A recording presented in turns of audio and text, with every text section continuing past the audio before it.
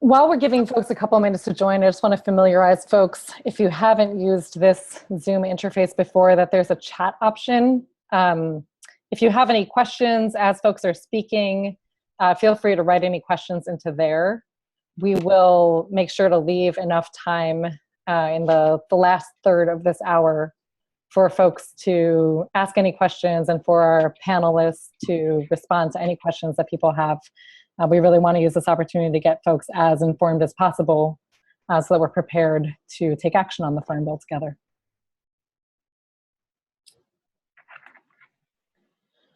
And just a reminder, if you are not speaking, to put yourself on mute to make the sound a little bit easier for everyone.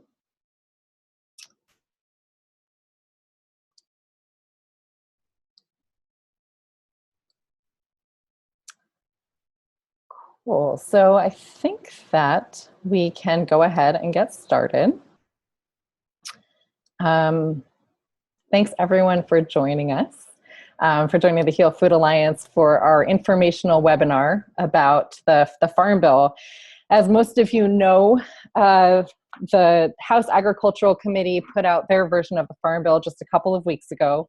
And last week they went through a markup period where they introduced a couple of amendments and made a few changes to the Farm Bill.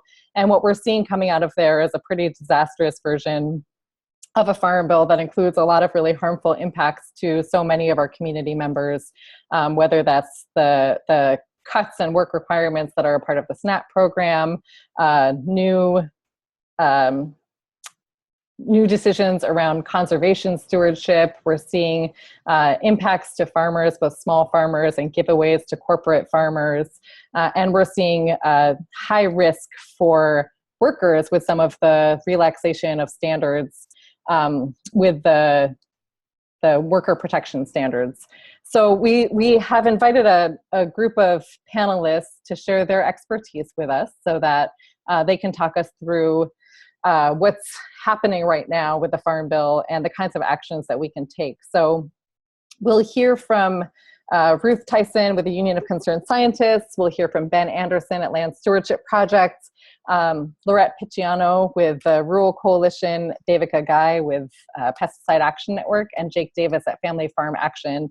Each of them have been working on different aspects of the Farm Bill and will share what they know. They'll each take a few minutes to share what they know about what's happening, these harms that are coming to our communities. We've asked them to talk about really specific topics and just to take a few minutes on each one of those.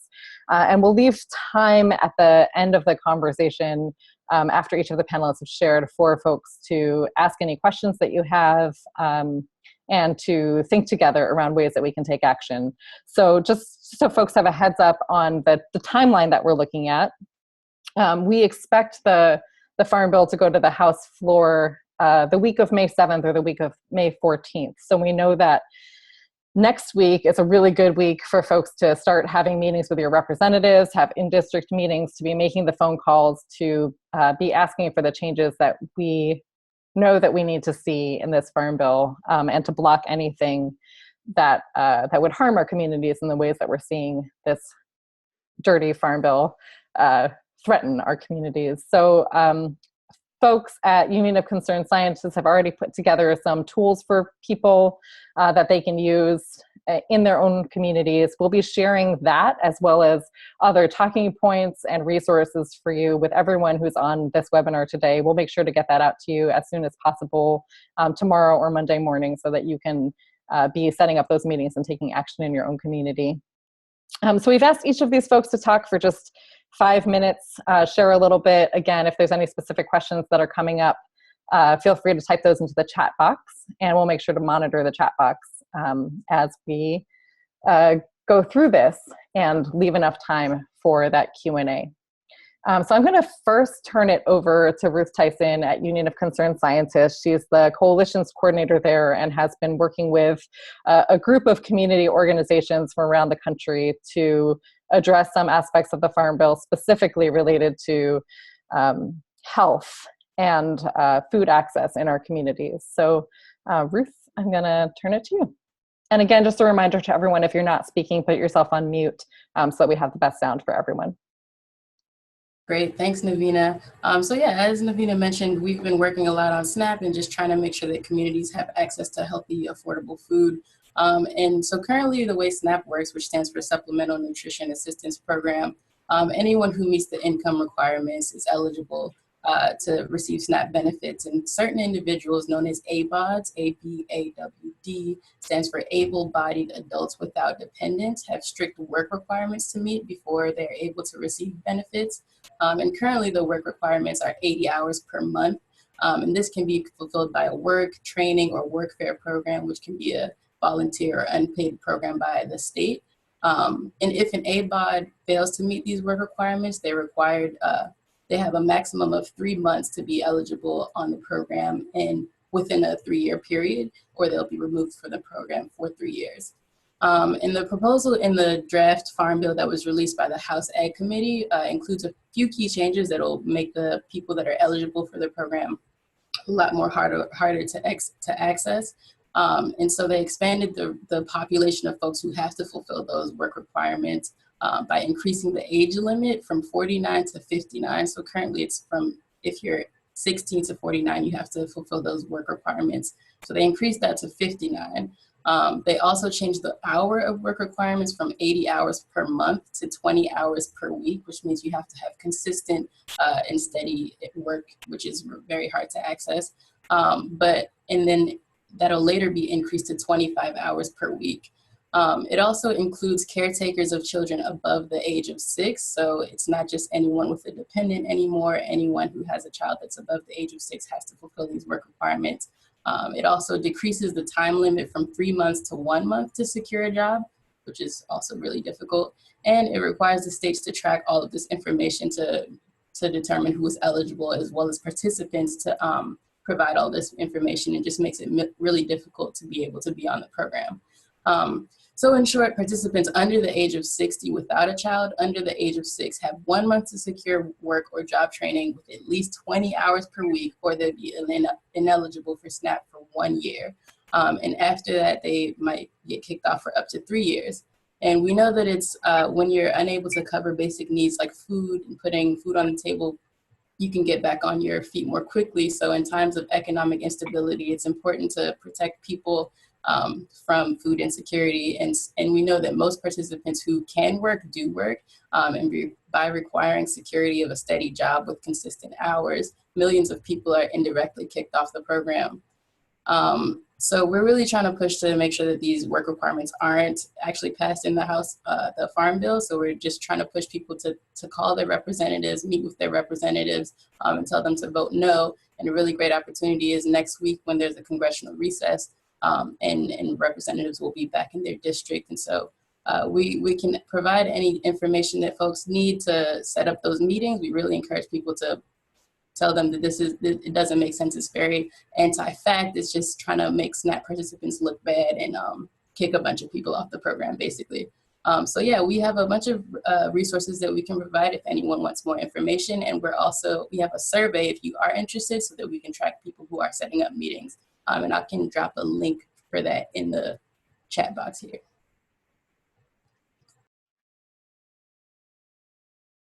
That's great, Ruth. Thank you for sharing. And I know that there's a couple questions that are coming in for you already about SNAP and the work requirements. When we get to the Q&A, feel free to look at those. And if anyone else has any other questions, throw them in there.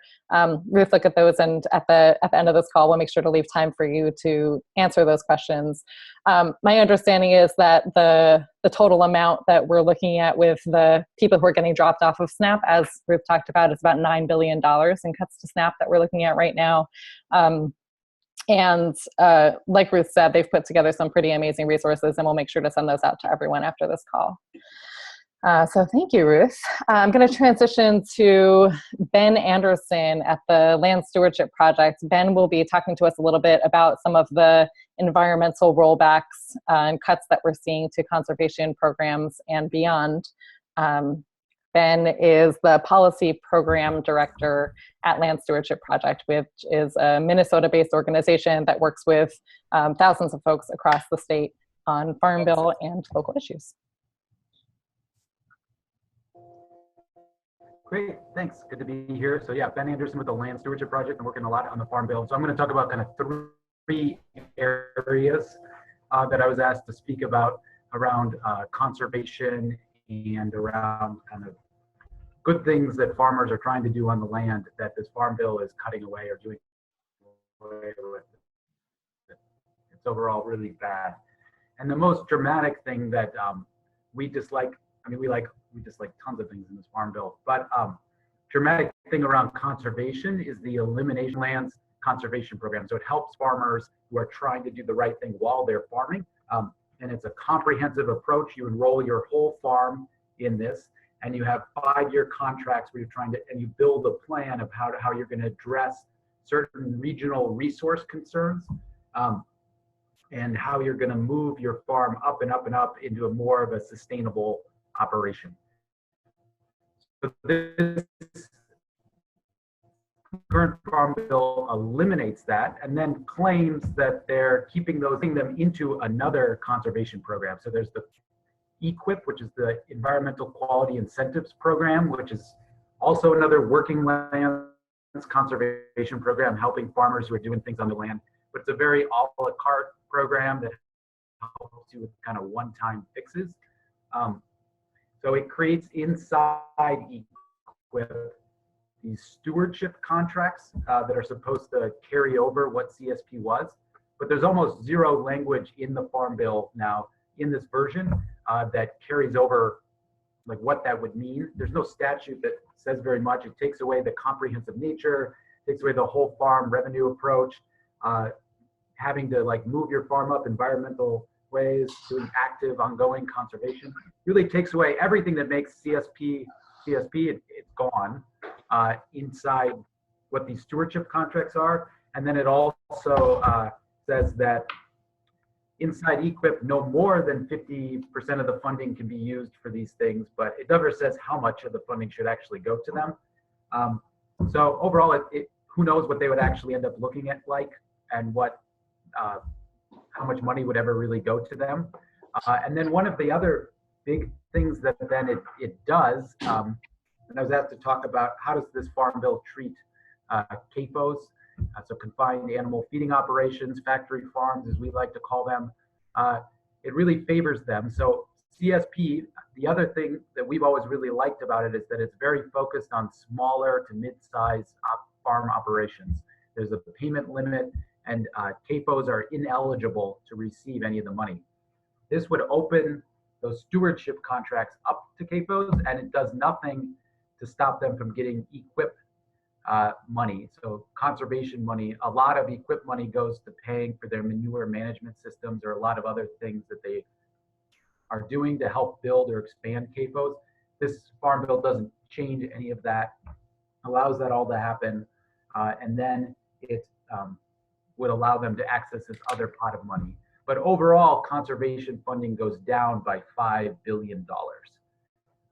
So overall, it's just bad across the board on conservation. And then I'm supposed to touch a little bit just on organics. I'm not a huge expert on organics, but what I can say around this is that it weakened the National Organic Standards Board quite a bit by kind of diluting who was on it and how it worked. And I think people are still trying to figure out exactly how that will play out. But then it also eliminated the National Organic Certification Cost Share Program. So this is a program that helps farmers in the 3-year transition process where they're trying to become organic to have some money to pay for that, because it's a really costly process, and you still have to, until you're done with it, you have to be selling on the conventional market, but you're paying all this much more to doing that. So this eliminates the support people get to be able to transition to organic. So really does very little for the land, this Farm Bill. Thank you, Ben, for sharing all of that. That's all really critical information, especially what we're seeing with the corporate giveaways and the inclusion of CAFOs and their ability to receive support in that way. Kendra Klein from Friends of the Earth offered to talk a little bit about the organic standards, the weakening, and some of the things that we're seeing. So Kendra, can you take a couple minutes just to share with us what you are Yeah, I you think.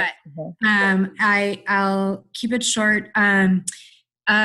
So organic, as you all know, is the very best that we've got right now to reduce pesticide use and exposure for farmers, farm workers, rural communities, and consumers. What you might not know is there's this thing called the National Organic Standards Board, which is a really unique citizen advisory committee that actually has statutory power, and it's the democratic and transparency heart of organic, and it's what stands between those organic standards and special interests, corporations, political dictates in terms of keeping the organic standard robust.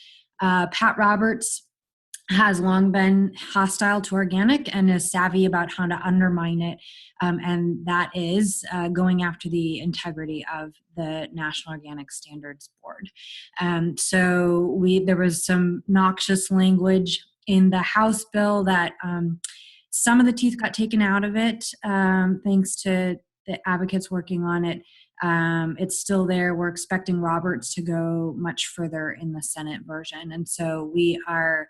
I just met with a few folks beyond pesticides, RAFI, Center for Food Safety a couple nights ago, and we're calling for an urgent strategy meeting on next Tuesday at 11 Pacific and 2 Eastern, and hoping folks can join us for that.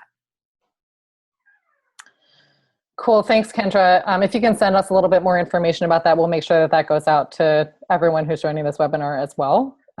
Anyway, so they can take action to support fighting that cut. That would be great. Thank you. You bet. Okay, so next we'll turn it over to Lorette Picciano from the Rural Coalition. Lorette's the director of the Rural Coalition, and she'll speak a little bit about how the Farm Bill is impacting small farmers and specifically what the USDA calls socially disadvantaged farmers and ranchers. Lorette and the Rural Coalition have been champions for funding for socially disadvantaged farmers and ranchers for several farm bills now. Before I even knew that there was a farm bill, they started working on this. So Lorette's really an expert and has been sharing so much of her expertise with us over the years and through this current farm bill. So thank you so much, Lorette, for being with us to share. And Lorette, you're still on mute, but I can unmute. Okay, there. Is that good? All right. So it's wonderful to be here with everyone. Could you put yours on mute so I'm not hearing both? I'm sorry. We have two things going on here in the office. So yes, we've been working actually since 1980 was when we started working on trying to deal with discrimination in agriculture. And, you know, we worked on lawsuits, but in 1990, we got started the Outreach and Assistance Program for Socially Disadvantaged Farmers and Ranchers. And, you know, we've worked on that program ever since at its best level in the 2008 Farm Bill. We had almost $20,000, $20 million a year. And what was also seen as an increase in people of color farmers and ranchers. In the current Farm Bill, in 2012, it was cut, veteran farmers were added, and funding was cut back to $10 million a year. We had a couple victories this year in that we were able to get an additional $3 million of appropriated funds this year, in addition to the $10 million underlying. But we, in the Farm Bill, they did continue the $10 million. They added a priority, which can have a damaging impact on the overall program. And so we're working on that piece, but we also have a marker bill that will be introduced probably within the next week or so in the House side. We're not sure whether Republicans or Democrats are going to be offering amendments, but Representative Lujan Grisham has been working with Ms. Fudge, and it, again, would keep level funding, but what it would do is try and move towards 3-year grants and add a peer review process and try and make the program a more open program, and that there be regular reporting. And another feature are the transparency and accountability provisions. It seems like the receipt for service, a lot of farmers would be turned away and said, oh, this program's not for you or whatever. Since the language was passed in the 2014 Farm Bill, over 3 million receipts for service have been given out. So if a farmer comes in, you know, you'd have to write it down if you were going to tell them there are no applications today or this program isn't for you. You have to write down what the farmer requested. So there's that, and then we're asking for some additional information like on the base acres and yield. It's a very complicated thing in commodity programs, but basically over the years you develop an average of how much you produce and so forth. And many of the people of color farmers, you know, had their reports were much lower than other farmers, and they get less benefits all the way on down the line. So we're trying to get more information, and there's several other pieces. So we think Ms. Luan Grisham and Ms. Fudge will be introducing that. We're a little unclear about strategy about getting Republican co-sponsors in the Senate side, in the House side, because the bill is so bad right now. The Democratic caucus is trying to decide, and maybe we can talk about that a little more, you know, whether they're going to try and amend this or not. There will be a bill that Senator Van Hollen is now from Maryland with Senator Tina Smith. Thanks to all our Minnesota folks. The new senator from Minnesota are taking the lead. And we have not yet found a Republican co-sponsor. We've got a couple of no's, like from Senator Lindsey Graham. We're still pushing. But that bill should be introduced the week of May 7th. And we're going to keep on working on that one. Kind of related both to credit and to equity, we're working on another piece of legislation which is related to heirs property. And a lot of families are, and especially African-American families, are unable to participate in the programs of the Department of Agriculture because maybe the great-grandparents died without a will, and there's now 100 heirs. And if you can't get a farm number and get into a conservation program, if you can't show, even if you've been farming that land forever, that you have a deed or a lease or some legal authority to operate that. And so there's some laws that have been passed in various states about allowing people that get like at least 50% of the heirs to sign off on something to allow them into programs. And then we were asking for a national ag statistics study, and we're asking for authority in the farm ownership loan program to help to go through intermediaries to make loans to families to buy other family members out and clear the title. And I just came back from Senate Ag Committee, and then I stopped at Senator Jones' office. And so the new Senator Jones from Alabama is looking at this one. And Ms. Fudge is leading on it in the House side. And I know also in Oklahoma, even the conservation districts are very interested. So we're hoping to push for a package also with Mr. Lucas on it. And probably we're finally going to be doing a letter now that we've kind of confirmed the lead co-sponsors, where we'll do a letter of support, and there'll probably be some press work, at least on the Senate side, the week of May 7th. These are really important equity provisions. There's other stuff in the credit title, so I'll stop on that issue. There's other stuff in the credit title. Oh, and then there's also, in the heirs property, there's also to be asking in the total land survey that the National Ag Statistics Service does, that we begin to look at just how much land is dormant land that basically can't also go to new farmers because there's not a clear authority. And we're seeing in places like Oklahoma, there's, you know, it's just growing up with invasive species, and it's not contributing to the local economy either. And we think it's a bigger problem than a lot of people know. And it also kind of promotes land grabs, because the person who has more power is somebody from the outside that comes and tries to force a partition sale. They get one of the heirs in Chicago to say, I want to sell my land, and then it goes out for sale, and it doesn't protect the rights of any of the owners, and especially whoever might be operating it.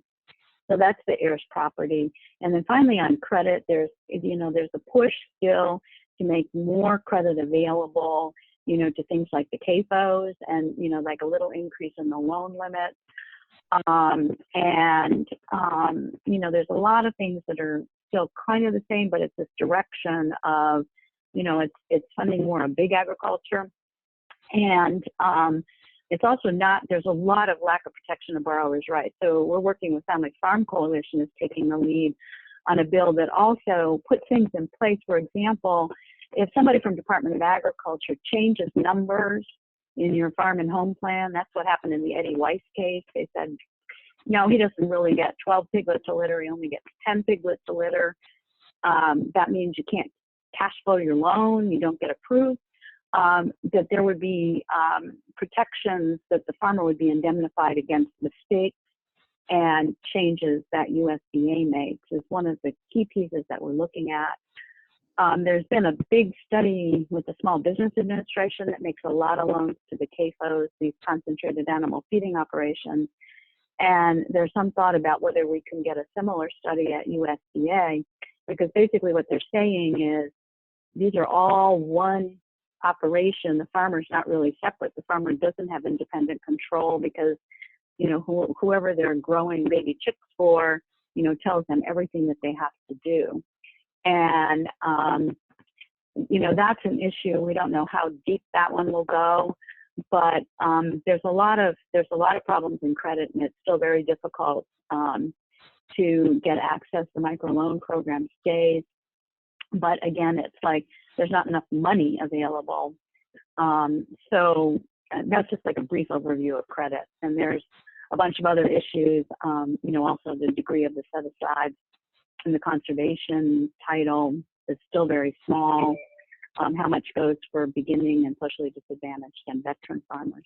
So that's a real quick overview, and we'll be following up, and we appreciate everybody's support. And I think we're finally going to have our marker bills. And, you know, we're going to be watching, you know, what else somebody tries to do in the program. And what we're also trying to do is make language as limited as possible to reduce the number of, you know, every time you put socially disadvantaged in the bill, there's a bunch of people on the Republican side that raise questions, and we're trying to do as much as we need to do. We're working closely with the groups working on beginning farmers and ranchers. We were just at a meeting with NSAC and National Young Farmers with Senate Ag, and so we're trying to work on how can we do things together and, you know, march side by side. But not more money at this point unless we find another avenue to get that done. Lorette, thanks so much for sharing all of that. And as you're making abundantly clear, there's a lot of complexities and a lot of depth to the language and the ways that decisions are getting made. We really appreciate you taking the time to sift through all of it and to share those action alerts with us and the marker bill with us. And as soon as you have that language, we'll send it out to folks who are on this webinar as well. Before I transition to Devika from Pesticide Action Network, I just want to remind all of our panelists that there are a few questions for you coming up in the chat box. So please take a few minutes just to look at that, and in about 10 minutes, we'll turn it to you all to answer some of those questions. And anyone who has others, feel free to put those in there as well. So now I'll turn it over to Devika Ghai, who is an organizer with Pesticide Action Network. And Devika will be speaking to us about how some aspects of the Farm Bill are posing a threat to workers and to rural communities through rollbacks on environmental protection. So thanks, Devika, for being here. Yeah. Thanks. And thanks, Lorette and Ruth and Ben. I've already learned so much. My brain is like really full. Let's see if I can make a graceful transition to talking about pesticides. So as Navina mentioned, my name is Devika, and I'm an organizer at Pesticide Action Network, or PAN. And for folks who don't know, just really quick, PAN is a national and international organization really dedicated to dismantling corporate control of the agricultural system and transitioning to ecologically sustainable and socially just alternatives.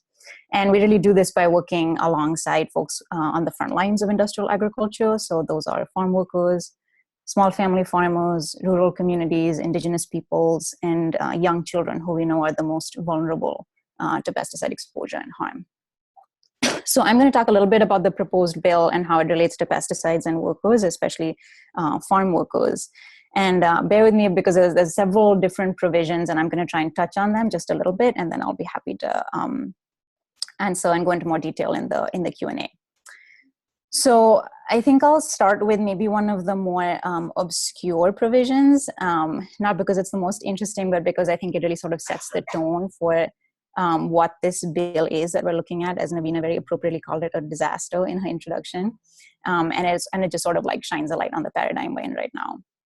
So that provision is the loosening of restrictions around use of the pesticide methyl bromide. And for folks who haven't heard of methyl bromide, I don't know why you wouldn't have. Of course, it's famous. Methyl bromide is a highly toxic pesticide that is a known reproductive toxin, a suspected endocrine disruptor, and has led to over 1,000 recorded poisonings. And it's also known to deplete the ozone layer. And for that reason, the United States first said it would consider banning methyl bromide back in 1992. And according to the Montreal Protocol, this chemical was supposed to have been completely phased out internationally around the world by 2005. So we're here now in 2018, and this farm bill is trying to loosen up and encourage its use once again. And that is very bad news for farm workers because, as we know, farm workers suffer from the highest rate of toxic chemical injuries of any workers in the country. So they really are the hardest hit when we introduce or reintroduce toxic chemicals into the agricultural system. And this provision really tells us, again, about the framework that this bill is using. It's really trying to roll back decades of work and progress, as Lorette mentioned, as Ruth mentioned, as Ben mentioned. And that's really on all fronts, from SNAP to worker protections. So speaking of worker protections, another really, I think, critical component, and maybe folks have heard of this one, slightly less obscure, which is that they're trying to slip in a reauthorization of something called the Pesticide Registration Improvement Act, or PREA. And the reason that they're trying to slip this into the Farm Bill is that PREA is actually a separate bill that has been moving through Congress and is currently sort of held up by 4 Democratic senators who are saying, we're not going to let this pass until such time as the EPA commits not to gut the worker protection standard and the certified pesticide applicator rule, which are both rules that provide really basic and necessary on-the-job protections to farm workers and pesticide applicators. So unsurprisingly, the Pruitt-led EPA did not want to promise to implement those rules. And so instead of trying to pass PREA through Congress, they're trying to slip it into the Farm Bill so the Democrats can't use it as a negotiating chip to guarantee implementation of the WPS and CPA rules. Hopefully that makes sense. It's a little bit sort of political maneuvering, but again, I'm happy to answer follow-up questions afterwards. Another way that farm workers specifically will be impacted by the Farm Bill is by the loosening of pesticide provisions in both the Endangered Species Act and the Clean Water Act. So these 2 laws might not sound like they have a lot to do with workers or people in general, but actually they provide a really important sort of protective policy shield for rural communities because they're both tools that can be and have been used by organizations like BAN to push for more progressive protective policies in places where people are most vulnerable. Not to mention that clean drinking water is, of course, a huge issue in rural and farm worker communities. And, there's a bunch of studies and investigation into that. I just saw yesterday an estimate that 95% of the residents of California's Central Valley have to buy bottled water because the water in there, the water they have access to is too contaminated for them to drink. And I think I'll wrap by saying one last really important piece is the piece around preemption. And this really impacts farm workers, rural communities, and all of us. Because preemption, as folks might know, preemption means that cities, counties, and municipalities cannot enact more protective policies around pesticides than the state standard. So that means if your community is being disproportionately impacted, too bad. You just have to defer to the statewide laws, and those are, of course, often not that different from the federal standards and wholly inadequate. So those are a few places where the proposed Farm Bill has some implications around pesticide use in the country. And yeah, happy to talk more about that in more detail in the Q&A. Thank you so much, Devika, for providing a really comprehensive overview of how workers and rural communities are threatened by this Farm Bill. Something that we don't often make the connection between those environmental protections and workers, and that's really important. I'm going to turn it over to Jake Davis from Family Farm Action, who will talk a little bit more about some of the corporate giveaways that get at some of the preemption type things that you're talking about. Jake Davis is the policy director at Family Farm Action, and they've been working really hard on trying to stop an amendment from being added to the Farm Bill, which actually did get added during markup, the King Amendment. So where Representative King has introduced some measures that well, Jake can talk about more of how they affect us. And just a reminder, as soon as Jake finishes, we'll go to Q&A. And there's, again, a bunch of questions in the chat box for you. So Jake, I know that you're just joining us by phone, but we'd love to hear what you have to share. Yeah, very good. Thanks so much for having me, and thanks for putting this together. All the information here is great, and I'll talk briefly about the King Amendment, which started out as H.R. 4879, which Representative King of Iowa from the Iowa 4th has put forward, and was, as you mentioned, added during the markup as a voice vote in the House committee. This amendment is, very broad sweeping and damaging to a huge swath of state and local laws that do a whole range of things, everything from protect food packaging and the way that we, package the products we have, like protecting and eliminating BPA from baby food packaging and containers, all the way to, the licensing and requirements that were mentioned earlier. States that have higher levels of, let's say, pesticide application licenses and those sorts of things are likely to be negated because of interstate commerce issues. And also a huge number of, family farmers and small farmers are likely to be impacted in places where they are trying to find alternative markets for their products, so ways to sell and label products at a higher value by maybe labeling them local or having state labeling programs like, maple syrup in the Northeast and a variety of things. So Representative King calls this the Interstate Commerce Act.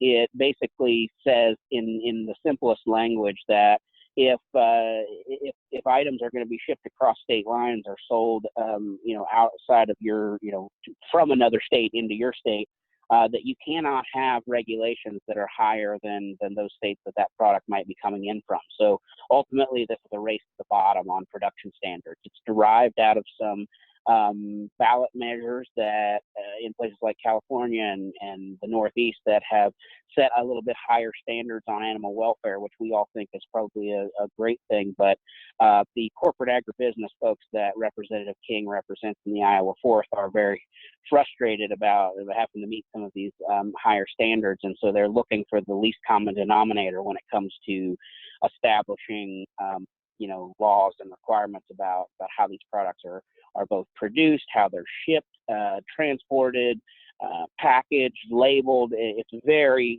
broad sweeping and would change the face of agriculture in a pretty dramatic way. So it did, as you mentioned, get included in that House committee, and we, are working right now and would love everyone's support in trying to stop it at all costs on the House floor, but then also on the Senate side and ensuring it doesn't get included there or any sort of conference discussion. We have a website dedicated to this, which is stopkingsattack.com. You're welcome to go there and learn more, and I'd be happy to answer more questions on that. I also know that we could talk for hours about things that are not so great in Chairman Conaway's bill, but I did want to mention one other thing that didn't get mentioned earlier, which was that we're also tracking very closely the elimination of funding for some of the programs that used to be in the rural development title, like the local food promotion program and the value-added producer grant program, which often family farmers are using to find ways to reach new markets, get more local healthy food distributed in their regions, those sorts of things. Those funds were zeroed out as well. So plenty of bad stuff in this bill, but just wanted to highlight that one in addition to what's now being referred to as the King Amendment. Thanks so much for that, Jake. It's pretty scary on a lot of levels that this kind of change could get included in the Farm Bill. And for folks who are a part of HEAL or who are working with us on passing the good food purchasing policy, one of the potential implications that we see of something like the King Amendment is that it could halt the ability for communities to pass purchasing policies like GFPP that basically set standards around what kinds of companies or the practices of companies that they will purchase from. So we think it's really important to fight the King Amendment and all of the other issues, of course, that folks have already talked about in this Farm Bill. Again, our goal with this call is really to make sure that people have enough information to be able to fight back and to contact your own representatives to take action on this bill, to make sure that neither the House nor the Senate passes a bill that impacts our communities in this way. So we'll be sending out links to all of those petitions, markup bills, talking points, and so on as a follow-up to this webinar. But I want to turn it back to some of the questions that have been asked on the chat. And Ruth, I'd love to start with you answering some of the questions that folks asked about specifically about the work requirements that are part of what we're seeing with SNAP.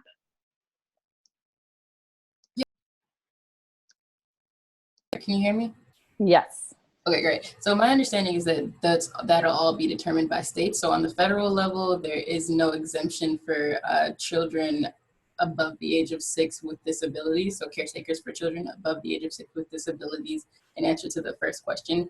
And then as far as work requirements, tracking all of that would be determined by states. So as far as what documents they have to prove that they are working, and in the process for proving that they are applying is not determined on the federal level.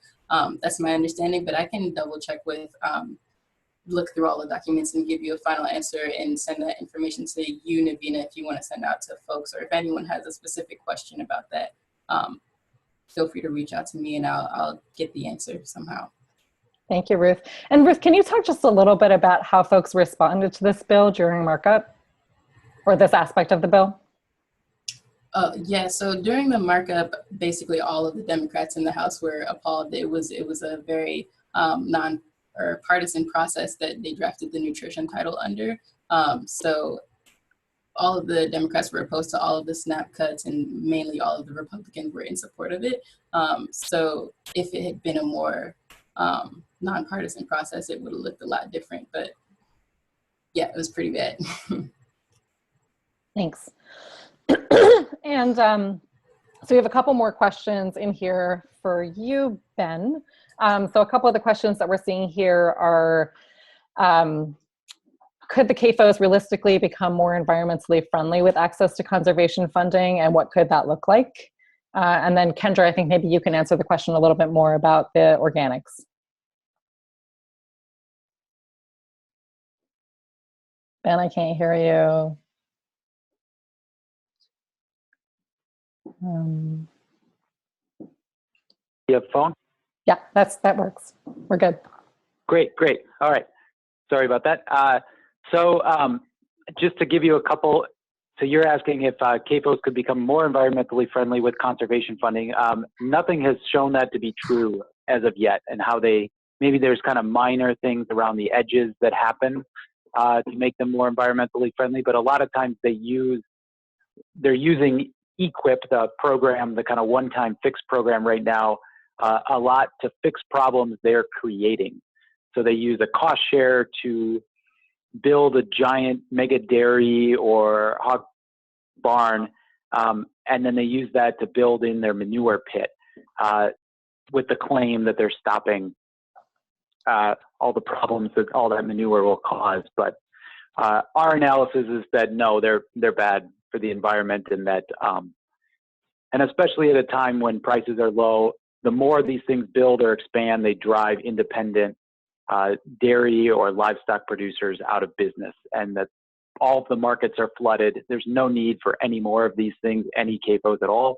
And so LSP's position is that we should not have them at all, and that it is not a good part of our food system for rural communities or the land. Yeah, or for the people who are eating the food coming from CAFOs, right? We know that there's a lot of harmful health effects across the board, including antibiotic use. So yeah, thanks for your work on that. Kendra, there's a question here about some of the talking points on the organic standards. I know that you have some info that we can send out as a follow-up to everyone, but I wonder if you wanted to share a little bit here as well. Oh, wait, am I unmuted now? You're great. Yeah. Okay, great. Thank you. So it's really, really simple on those two priority issues. If you're talking to offices, it's that there should be no changes to the National Organic Standards Board, that the board and the processes it works through are working well, and that the organic certification cost share program should not be cut. And that's really important for small and mid-sized farmers to be able to afford that certification. There are a whole suite of other things about organic that are under negotiation. And so for folks who want a deeper dive, probably best to email me, and I included my email in the chat box there. Great. Thank you. And I think you might have sent that just to me, so I'll post that to everyone. Okay, great. Yeah. Thank you. That's Kendra's email address, if anyone wants to contact her directly. Lorette, we're seeing a handful of questions in here for you. So the first one that I see is about how priority funding could hurt funding for small farms, from Logan. And yeah, let's start there. About the bill. So what's happened on the 2501 bill is, in the last farm bill, the funding was cut in half and veteran farmers and ranchers were added to it. The program had been established to primarily work with historically minority universities, so the 1890 colleges and universities, the Hispanic serving, the tribal colleges, who were always underfunded in extension, but also the community-based organizations that have worked for many years hands-on with socially disadvantaged farmers and ranchers, and now also there's space for the veteran farmers and ranchers. One of the things that happened with adding veteran farmers and ranchers is it opens the program to some extent to the 1862 colleges and universities. Now, they get a lot more funding in the formula funding. They get like, why shouldn't they be working with any farmer underneath that? Why shouldn't they be working with people of color? Why do they need to have like a special funding grant for that? The particular language that's happening now would have been adding a rural minority women's group, but that one they didn't actually put that language, and they just put for people operating youth programs. Well, the youth program, the 4-H program, is already a well-funded, established program. And its funding comes out of there, and it comes through the state and in many other places. There's also the Future Farmers of America program. What this is doing is taking a tiny little program that has helped to provide, it's the Beginning Farmer and Rancher program is kind of an education and outreach program. The 2501 Outreach and Assistance Program is a hands-on technical assistance program, and it's the only program to help farmers actually get in and use the conservation programs, to get a farm number, to go and apply for credit. And it's way oversubscribed. And it's not like just to teach about farming, it's specific purposes to make USDA programs more open. So when you add these additional set-asides that are, basically what it does is it goes after the basic purposes of the program. It's not like if somebody was, in a program with a community-based organization that was working with youth to get into USDA programs, that they couldn't already apply for that. But it's putting a priority that's not yet a purpose of the program. And, what that means is just dividing it in more places for funds that are available other ways, but they're not available in the same place. And so in general, all of the groups that have worked together for the program for such a long time try and preserve the funds, to accomplish the program purposes. And, to do things like now we're tracking by race, gender, and ethnicity, how many farmers actually get into the program. So those are like the basic purposes of the program, and there's no other program that does this. This is the only program that was established to deal at all with decades of racism and discrimination, and to help farmers actually stay and keep their land.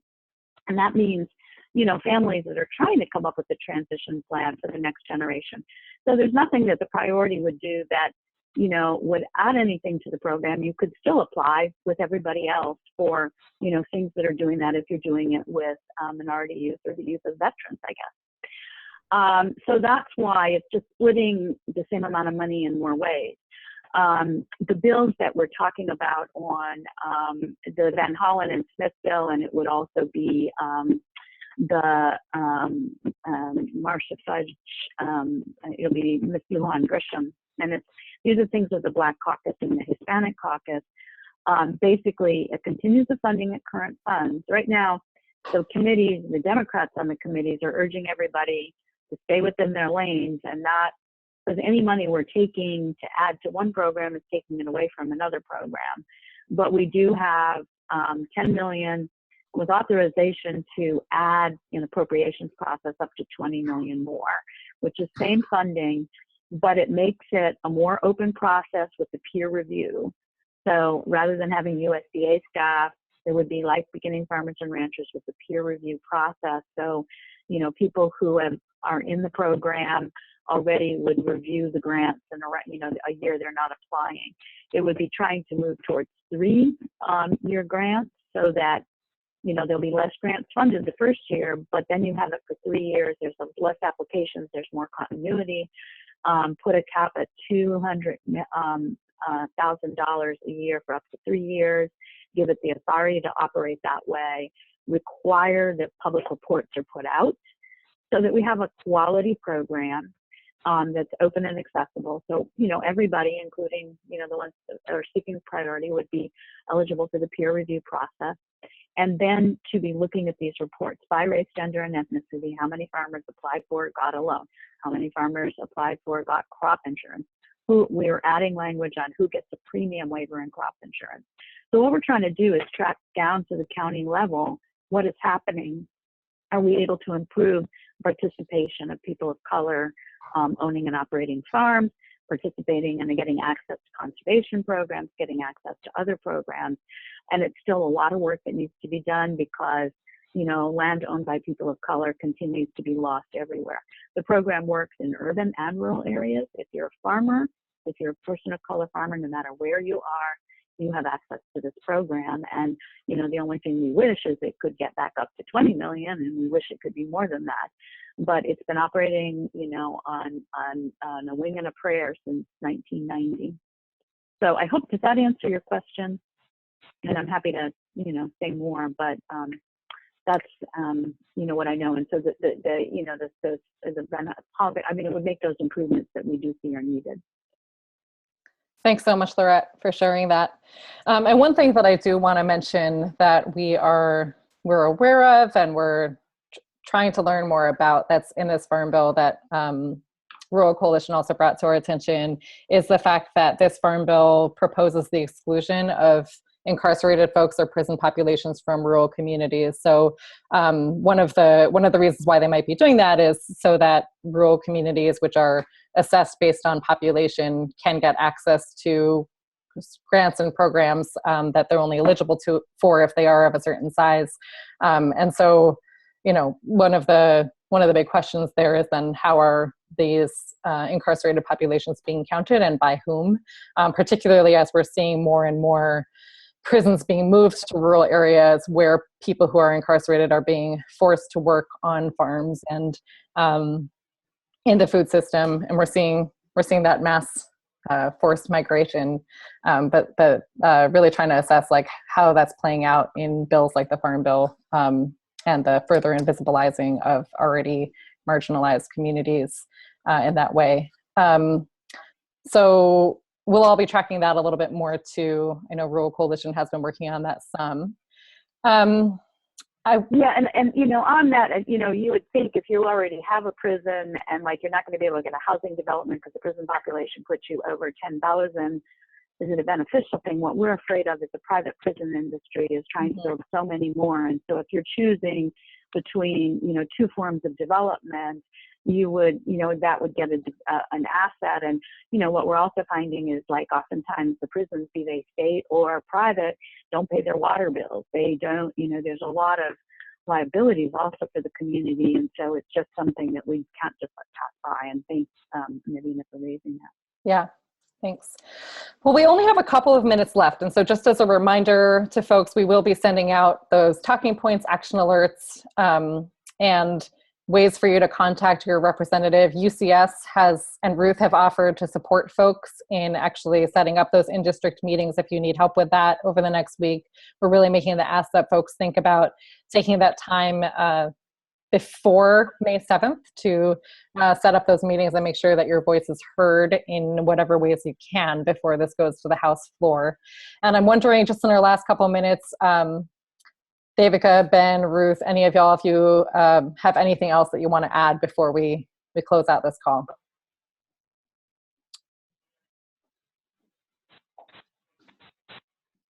Okay, nothing. Great. Well, thank you all so much for participating. Thanks to our panelists for sharing so much of your expertise and really for doing the hard work of calling through a 641-page bill and turning this into digestible information for folks. There's obviously a lot in there, and there's a lot of work for all of us to be doing together. So thanks everyone on this call for making this happen. Have a great rest of your day, and we'll be in touch.